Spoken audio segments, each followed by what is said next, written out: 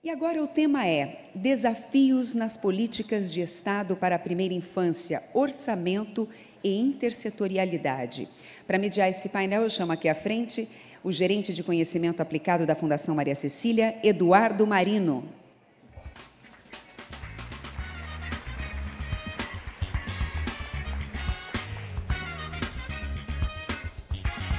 E chamamos também as palestrantes Úrsula Dias Pérez, professora da Escola de Artes, Ciências e Humanidades da USP, e Ariela Luna, da Atipai Consultoria, no Peru.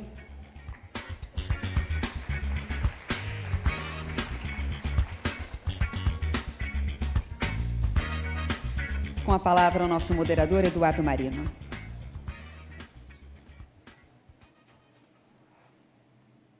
Bom dia a todos e todas. Acho que nós estamos muito contentes de desde ontem, estarmos aqui com a casa cheia. Acho que tem sido realmente um prazer estar aqui no Recife, em Pernambuco, e ter tido o contato desde ontem com pessoas de diversos estados, com os nossos colegas da região norte, do Acre, do Ceará, muita gente de São Paulo também. Tive conversando ontem com pessoas de Minas Gerais. Então, a gente está realmente muito contente com o que tem acontecido aqui, não só em termos de conteúdo, mas de presença, né? Essa é a última mesa temática aqui do nosso evento, e nós reservamos 2 temas que têm sido recorrentes aqui desde ontem, né? A questão que o Marco Legal traz da intersetorialidade e a questão de orçamento, né? A questão da intersetorialidade, ela aparece no Marco Legal de maneira transversal. Ela se dá tanto na perspectiva interfederativa, né, nessa relação entre o nível federal, estadual e municipal, e também na perspectiva intra, né, aí tanto no nível federal, como as diferentes pastas devem se integrar para programas de primeira infância, quanto no nível estadual e no nível municipal, né? E os desafios foram levantados aqui por vários dos palestrantes, né? Ontem, a Márcia Castro, acho que teve uma fala bastante emblemática, quando trouxe as questões básicas que um município pode se organizar, como a questão do controle da dengue ou dos mosquitos causadores do Zika vírus, como é importante uma integração das diferentes pastas para poder endereçar problemas críticos como essas epidemias, né? E a questão do orçamento, ela faz parte dessa integração, né? Porque como é importante você, num processo de estruturação de um programa de primeira infância, você incluir também a Secretaria de Finanças para poder, de fato, dar conta, né? E nessa questão específica do orçamento, nós também tivemos aí muitas discussões, muitas perguntas nessa linha. O que o Marco Legal traz é o desafio, a importância da transparência, né? Nós tivemos aqui ontem um anúncio importante do governador sobre um esforço de inclusão na legislação de um recurso destinado ao programa Mãe Coruja Pernambucana, que acho que é sem dúvida alguma coisa importante. A Isabela trouxe agora todo o arcabouço legal que coloca nessa questão da prioridade a questão da dotação orçamentária. Acho que o Marco Legal traz a importância do esforço de transparência do governo para divulgar os recursos efetivamente destinados à primeira infância, né? E nós montamos aqui a nossa mesa Eu vou apresentar as duas palestrantes e depois cada uma delas vai aqui trazer aqui as mensagens para vocês, né? Mas nós trouxemos aqui a Ariela Núñez, que ela é do Peru. Ela foi vice-ministra de Políticas de Avaliação Social do Ministério de Desenvolvimento e Inclusão Social do governo do Peru. Ela tomou conta aí, ela cuidou, estruturou um fundo importante, vai contar esse caso aqui para a gente. E a Ariela tem uma formação que é mais da área fim, né? Ela é médica, ela fez especialização aí em antropologia, tem uma trajetória importante que une a questão temática com essa questão dos desafios aí de orçamento, né? Então, eu vou convidar aqui a Ariela para fazer a nossa primeira exposição aqui. Obrigado. Gracias, Eduardo. Obrigado, muito bom dia a todos.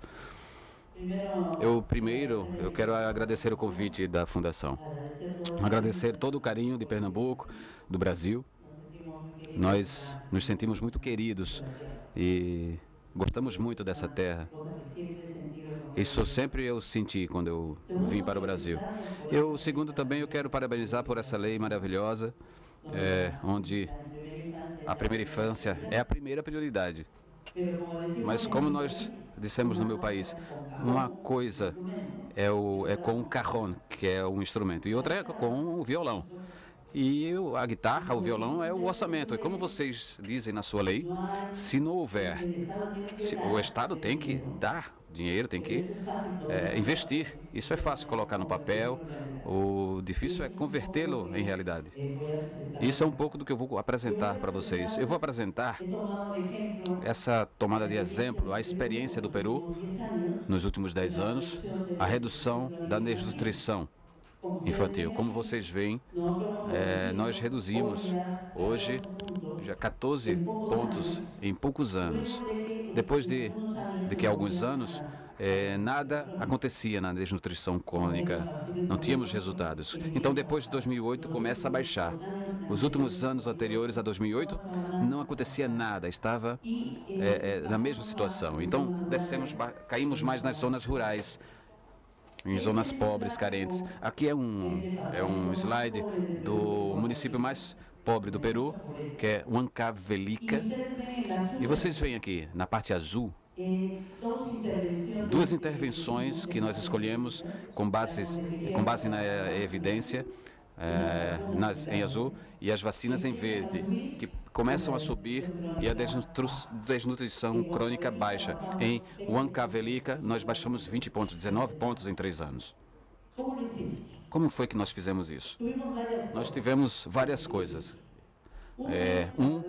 Foi a redução da desnutrição crônica infantil. Não é um assunto de alimentos, é somente isso. Segundo, assumir um modelo lógico baseado nas evidências e conseguir um consenso sobre esse mesmo modelo.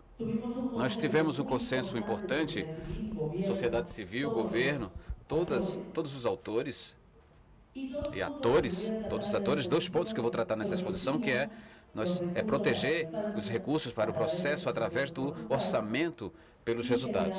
E geramos mecanismos de incentivo.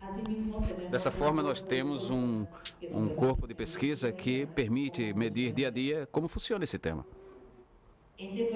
Este foi o modelo que nós escolhemos, como vocês veem.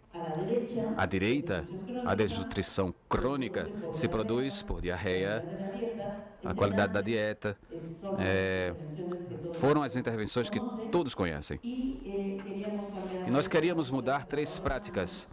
A lactância materna e que as crianças comam bem, lavar as mãos. Para isso, nós escolhemos 3 intervenções. Vacina, não todas, 2 vacinas, conselhos para as mães e controle do peso. Com isso, começamos. O que foi que nós fizemos? Nós integramos a estratégia com o orçamento. Para quem conhece o orçamento, à direita é a estrutura funcional programática clássica no Brasil, o Brasil também tem. À esquerda, o modelo lógico de desnutrição crônica. O que foi que fizemos? Geramos uma caixa que se chama produto, que conecta a estratégia com o orçamento. Conecta o modelo lógico, a teoria da mudança com o orçamento. Então, no orçamento peruano, vocês vão encontrar todos os produtos que têm em evidência para trabalhar com a infância. Nesse caso, são crianças onde o controle de crescimento já há 27 intervenções com vacinas, etc. Essa caixa, o produto, tem uma expressão orçamentária. Se vocês veem o orçamento do Peru, pode perguntar quanto gasta o Peru no Conselho das Mães, e as pessoas rapidamente vão buscar isso, diz tantos milhões. Isso começamos a sensibilizar e começamos a conectar o modelo lógico com o orçamento. Além disso, nós geramos vários mecanismos de incentivo. O primeiro foi alinhar os orçamentos com as intervenções priorizadas. A confecção do desenho do orçamento em qualquer ministério, Brasil, Peru, qualquer um, é um desenho político. O controle de crescimento, as vacinas, o parto humanizado que falavam ontem, a aula de matemática nas zonas rurais, compete com o avião, compete com uma série de coisas que outros setores querem. E estes serviços não têm nenhum valor político. Se você quiser, por exemplo, falando de saúde, eu como ministro vou e digo, olha, eu quero acabar com o câncer. Eu por outro lado digo, eu quero dar um valor para o Conselho das Mães. O valor político de câncer é 1 milhão de vezes mais que o valor político do Conselho das Mães. Fazendo essa intervenção 1000 vezes mais positiva que o câncer. Não é isso. Mas isso não se entende no nível político, e isso se discute no Ministério da Economia quando se desenha o orçamento. Então o orçamento é como um elefante, que normalmente olha para lá. Não vê assim, de frente, vê assim. O primeiro mecanismo de incentivo que nós criamos foi: tem que movimentar esse elefante. A criança está aqui, na frente, volte. Esse é o primeiro mecanismo que nós desenhamos. Vocês veem à direita o valor em vermelho. Tudo o que acontece nas regiões peruanas que entraram para o orçamento para a luta contra a desnutrição crônica. E a esquerda, a direita em vermelho é a prevalência da desnutrição crônica, e a esquerda é o montante tido do orçamento. Vocês veem em cima, foi uma região que teve 0 e tem muita desnutrição crônica. E embaixo, Tana, que teve muito do orçamento, tem pouca desnutrição crônica. Conclusão, isso é o contrário. Aconteceu o contrário. O que precisa mais são os que menos têm. Isso é o que normalmente acontece nos orçamentos anuais. Uma vez que nós fizemos isso, se aprovou essa nova estrutura. Se vocês veem agora, Tana, a de cima, tem pouco dinheiro, porque tem pouca intervenção, pouca desnutrição crônica. O que tinha mais desnutrição crônica tem muito dinheiro. Quem pode fazer essa mudança no orçamento? O Ministério da Saúde? Não. O único que pode ser feita essa mudança é o Ministério da Economia, pela Secretaria de Economia no Brasil. Não há mais. Aqui entra o papel do Ministério da Economia de olhar a infância e advocacy. Quando eu escutava a incidência, o ministro de Economia é chave. Ele tem que ver o vídeo do começo da vida,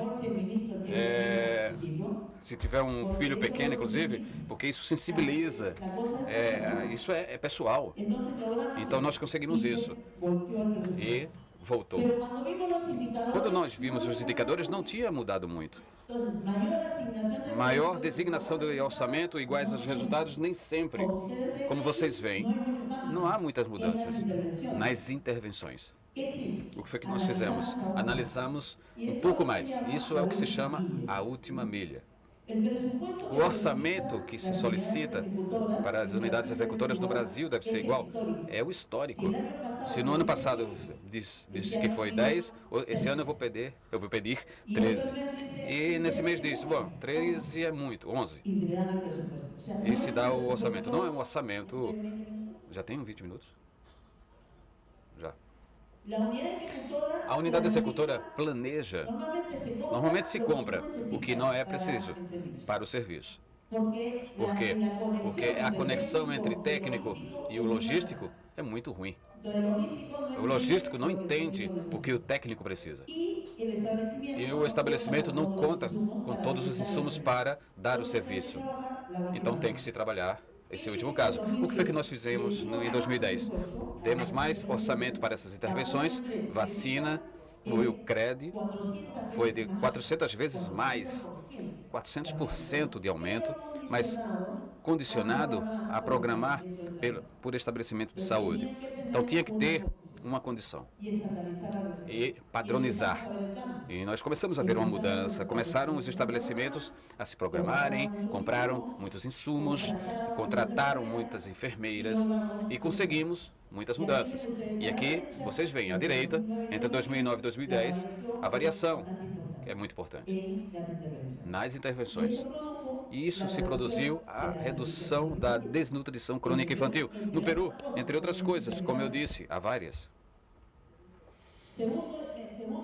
Segundo esquema, linha de produção. Uma coisa que nós aprendemos é que tem que ser feita a programação do orçamento em linha de produção. À direita, o resultado. Parto humanizado, desnutrição crônica, mortalidade infantil, o que quiserem. E aqui, à esquerda, toda a linha de produção, o ponto de atendimento ao estabelecimento de saúde e a unidade executora é a que compra, a que contrata os professores, as enfermeiras, os engenheiros. Hoje nós assinamos convênios como governo nacional com os governos estaduais. E nós dissemos, você tem que conseguir, e vou passar um pouco mais, vamos passar. No Peru, hoje, 2014, em 2014, nós já passamos de desnutrição crônica infantil para o desenvolvimento infantil. Fizemos um alinhamento da primeira infância, onde tem certos resultados que foram discutidos por 11 ministros, inclusive o ministro da Economia, obviamente, e o ministro da Economia viu folha por folha o alinhamento.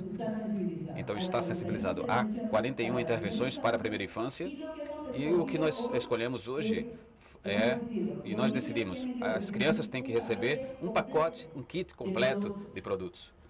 Porque quando nós medimos crianças com vacinas, com controle de crescimento, com documento de identidade, podem ter coberturas altas. À esquerda, vocês veem. Quando nós medimos tudo para a criança, a cobertura vai baixar, como nós vemos aqui. As coberturas aqui à esquerda são altas. E a entrega simultânea desses produtos a uma criança, estamos em 13%. Isso é medido em crianças mais pobres no Peru. Temos um kit que, de forma consensual, a nível nacional, que cada criança deve receber. E o que nós fazemos? Nós assinamos convênios, que assina o governo nacional com o governo estadual e diz, eu vou te dar mais dinheiro se você conseguir melhorar a cobertura desse kit e conseguir o que chamamos de melhorar o gargalo. Eu vou explicar isso aqui. Antes do parto, antes tem que ser feitos os exames auxiliares. O controle pré-natal no primeiro trimestre de atendimento, não em qualquer um, mas no primeiro trimestre da gravidez. Para isso se requer o estabelecimento que ele tenha todos os insumos. Muitas vezes as gestantes chegam, querem fazer o exame de urina e não há insumos. Ontem se disse, quando a gestante quer parir, não tem para onde ir. Dessa forma, ou seja, tem que se organizar toda uma cadeia de coisas e colocamos essas unidades executoras, e assim para cada kit. Então, com base em tudo isso, conseguimos alguns resultados. No Peru, uma coisa que nós decidimos, todos os incentivos apoiam para aumentar a cobertura nas zonas mais pobres, nas zonas rurais. Se aumenta aqui, sobe automaticamente das outras. mas, felizmente, com êxito, alguns indicadores são melhores nas zonas rurais que em zonas urbanas. E aqui nós vemos como subiu. Aqui é a porcentagem de crianças menores de 24 meses, com todo o kit, já subiu em 2 anos. E nas zonas rurais, mais que na zona urbana, que agora estamos entrando para começar o trabalho. Uma coisa especial para tudo isso, esse kit de crianças, o crédito completo, com controle de crescimento, vacinas, documentos de identidade, deve ser um pacote, um kit que as crianças têm que receber. A questão nas creches, em programas de proteção infantil, no nosso caso, Cuna Mais. Nós colocamos um indicador para o Cuna Mais. Vocês viram ontem, falando do Cuna Mais, o nosso sistema. E quando nós vimos as crianças do Cuna Mais, tinha pouco esse kit. Não tinham todo o kit. Então, com convênio, nós colocamos um indicador que dizia crianças do Cuna Mais com o kit completo. E hoje nós aumentamos quase 5% para 45% nas crianças do Cuna Mais.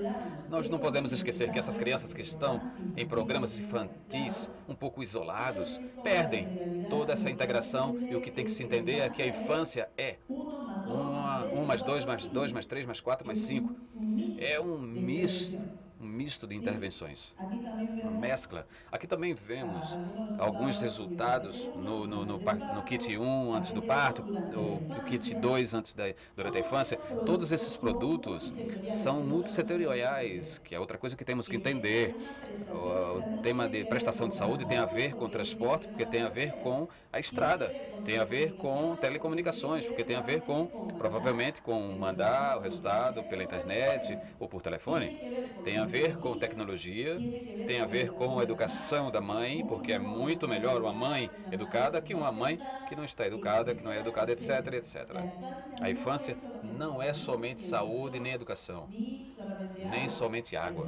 A infância é completa. E o Estado, nossos estados na América Latina, nós estamos feitos por setores, por parcelas. E o Estado não, sem incentivos, o elefante estava aqui, vamos mudá-lo de direção. Como vamos fazer com que ele caminhe? Para que caminhe a infância, nós dissemos, a articulação é na criança. Se esses indicadores se movimentarem, haverá articulação. Se eles não se moverem, não vai significar nada. Pode haver 500 comissões intersetoriais e não vai acontecer nada. Eu, pessoalmente, não acredito em nenhuma.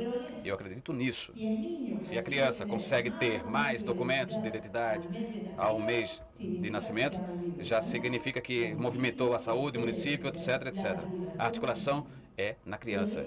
Isso temos que entender. Os nossos estados estão feitos para ir cada um no seu carrinho, no seu caminho. Não, temos que todos entrar ali no elefante e fazer como um cavalo de Troia, ir todos juntos e conseguir para as crianças esses indicadores. O resumo é o caso peruano. Primeiro é o uso intensivo de evidências, ou seja, um modelo lógico, priorizar as intervenções. Essa teoria da mudança é muito grande sempre. Nós escolhemos 3. Hoje já temos 14 multissetoriais, saúde, moradia e outros setores. Saúde. 2, capital político. Vocês têm capital político aqui, o governador estava falando disso, tem toda uma movimentação no Brasil na primeira infância.